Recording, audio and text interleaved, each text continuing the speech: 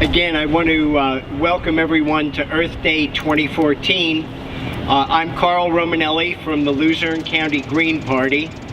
I'm co-chair, and before we get started, I'd like to take a moment to remember the longest-serving other half of the co-chairpersonship of the Green Party, Harold Phoenix from Wilkes-Barre, who passed away on Earth Day in 2006.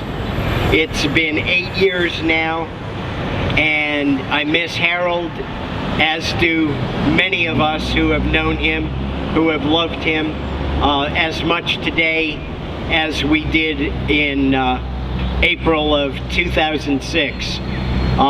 So a shout out to our cloudy heavens for my dear brother Harold. We sure could use you now. But over the years, green politics in Luzerne County is actually ahead of most of the country.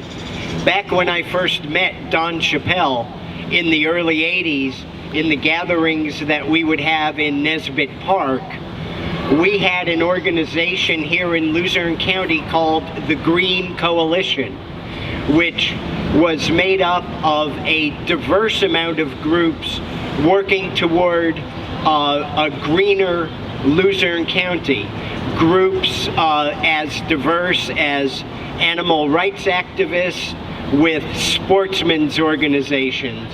We had the Sierra Club, and we had artists. We had Native Americans and holistic healers who were participating in that coalition. The local branch of NOW was part of that, the National Organization of Women, as was the senior citizen organization FOSCO. Since then, the Green Party has kind of exploded worldwide and grown considerably here in the United States. Not that we haven't taken our knocks from the established old parties, but we've grown.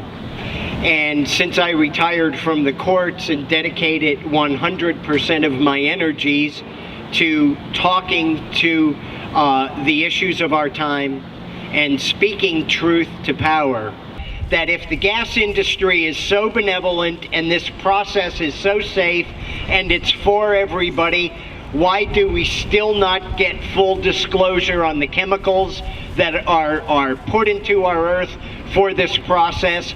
Why is it that every time citizens are harmed, their families, those particular families, the doctors who treated them, and everyone in that pipeline is hit with judicial gag orders that they can't talk about what happened to them?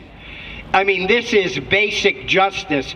This is the kind of stuff that should be creating outrage. Yet we see more outrage over blown up propaganda about a leader overseas among common people, or more anger about poor people in this country actually getting food stamps or some kind of government help than we do about these multi-billion-dollar corporations who are not only poisoning us and killing us for profit, but then we have judges who gag the population from ever being able to talk about it.